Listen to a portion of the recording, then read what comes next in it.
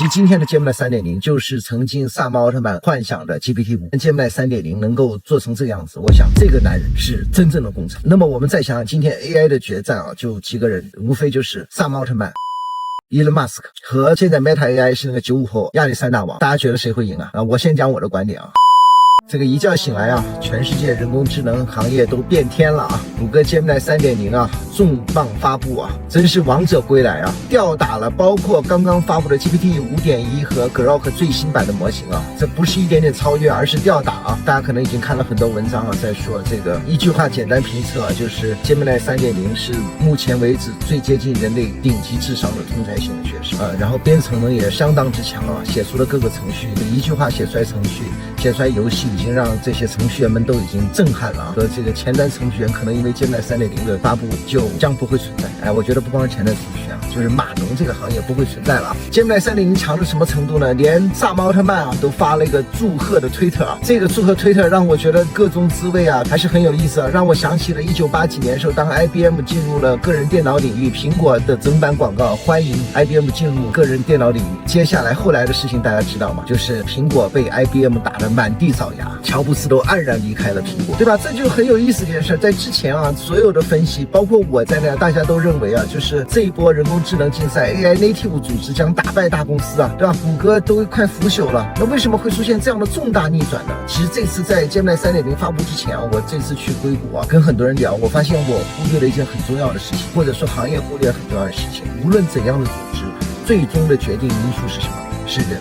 尤其是领头人，这次 Gemini 能够产生如此重大的转变，我们都忽略了谷歌 AI 真正的掌门人啊，哈萨比斯的作用啊。哈萨比斯是谁啊？哈萨比斯是英国的天才儿童啊，他是毕业于剑桥大学防护学院。今年上半年我去剑桥防护学院参观的时候，还发现个墙，这个他的照片被挂在学院的墙上啊。这个国际象棋天才、计算机天才啊，创办了 DeepMind， 最早就致力于人工智能大模型的研发，对吧？DeepMind 出了 AlphaGo， 击败了李世石、柯洁等人类最牛的围棋顶尖选手啊，使得这个计算机不会围棋这件事被打得粉碎啊。哈萨比斯还因为在人工智能上的卓越贡献啊，获得了诺贝尔化学奖。哎呀，真是这个天选之人啊！所以这个人对 AI 的理解，包括这波大语言模型所做的一系列的正决策，使得今天谷歌能够王者归来，对吧？我们像这些人的作用是不是很相像？今天我们看看到底哪家 AI 强？我们首先应该看的是他的掌门人啊，比如说 Meta AI 刚刚离开的掌门人杨立坤，对吧？然后Grok 掌门人是 Elon Musk，OpenAI 掌门人是萨摩奥特曼，对吧？这么几个人，还有在这个谷歌的哈萨比斯，这么几个人比起来，通过这样的维度，我们就可以看出哪家 AI 是有可能竞争出来的，对吧？为什么不提苹果？为什么不提微软啊？他们没有 AI 掌门人，所以就不要提 AI 这件事。所以这是一个很重要的比喻啊。那么这几个人对比啊，我放在最后讲。我讲讲哈萨比斯这一次到底做对了什么，使得 Gemini 3.0 如此的强大啊！我去了英国的 DeepMind。在硅谷和很多人聊过，有一些内幕信息、一手信息啊，大家点赞收藏啊，对，以后还可以听到更多的一手信息啊。首先啊，我觉得哈萨比斯做对了3件事情，使得谷歌真正实现 AI 的强势回归啊。第一呢，就是因为他对 AI 的技术底层太了解了，所以当 ChatGPT 出现的时候，他是在整个谷歌内部全力要求所有的技术路线完全转向大语言模型。你要知道 DeepMind 最早不是大语言模型道路，它是强化学习，甚至包括很多神经网络啊，各种科学家都在里面做研究。但是当大语言模型出现之后，我在英国跟他们离职的一个 VP 聊，他就说当时哈萨比斯决定所有的技术路线全部要转向 LLM， 然后除了 AlphaFold 之外，因为这个 AlphaFold 也就是蛋白质领域已经取得太强的结果了，保留这一个模型路线，剩下的无论你在做什么样的技术研究，必须转向大语言模型。如果你不转，那你就离职。态度非常坚决。你要知道，当时他亲手带出来 DeepMind 有非常多的神经网络学习家呀，什么这些人，就是说他对技术的深度的理解，使得他在技术路线的选择上是非常务实的。一旦一个信号出现的时候，就全力以赴。这和你看，我们比较一下这个 Meta AI 的当时的 AI 掌门人杨立坤，对吧？他是学者性质的，就是他指导原理，他不管实际表现，对吧？天天在外面说大语言模型不行，后来 Meta AI 果然一塌糊涂，因为你不坚定啊。就我在上个视频讲过，就这个时候做企业比的是实战，对吧？它不是一个理论研究，在实战出现效果的时候就应该全力。在这个过程中，对吧？我知道DeepMind是离职了非常多人，但是非常坚决。第一个就是坚定了大语言模型的路线。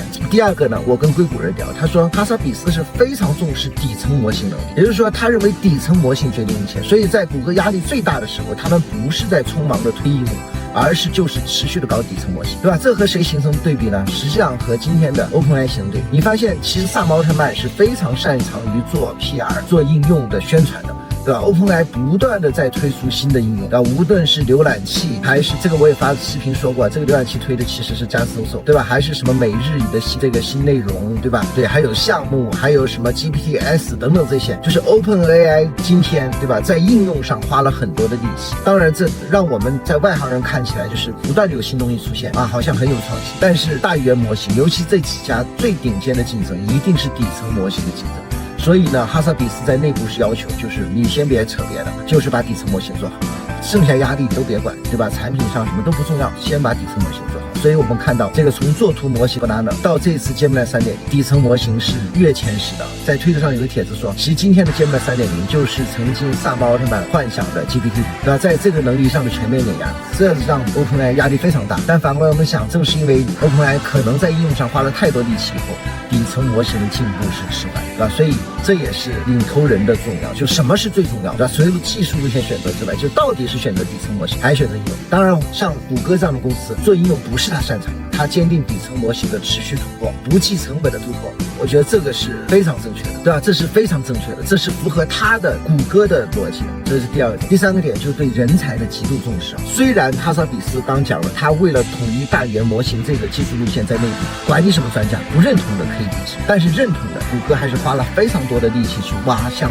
OpenAI、像这个 Anthropic 的人啊。因为那是我跟谷歌内部人聊，他说你看前2天我们刚从 Anthropic 来了一个人负责什么事，对吧？哈萨比斯给是委以重任，不仅委以重任，为了说服这些人，不仅哈萨比斯自己上，让谷歌的这个创始人啊，布林啊什么这个都直接去跟人家谈啊，就是千方百计的重金去挖人才，重构谷歌内部的团队，并且把谷歌 DeepMind 和谷歌大脑2个团队合并，对吧？这中间咱们做个企业都知道，团队的合并那都是腥风血雨，对吧？都是各种阻力，但是哈萨比斯做到了啊。所以今天Gemini 3.0能够做成这个样子，我想这个男人是真正的功臣。那么我们再想想今天 AI 的决战啊，就几个人，无非就是萨姆奥特曼、哈萨比斯、伊隆马斯克和现在 Meta AI 是那个95后亚历山大王，大家觉得谁会赢啊？我先讲我的观点啊，哈萨比斯是真正又懂技术，又在实战，又在一线的。伊隆马斯克是很强的，但他离一线或多或少有点远。那么萨姆奥特曼可能对技术理解应该不如前面2个人吧。那么今天 Meta AI 的 Alexa 王，年轻是他的冲劲啊，但是他对技术理解是不是能够比得上这些人？所以我们从这个维度去看一看，大家认为未来 AI 底层模型谁会赢，谁更有胜算？咱们也来青梅煮酒论英雄啊，这个放在后面咱们再看吧。当然今天再讲一点啊，我觉得Gemini 3.0这么好，我觉得以后它和谷歌的 CEO 劈柴的关系会非常微妙。我们用时间来证明一下，八卦一点看一看。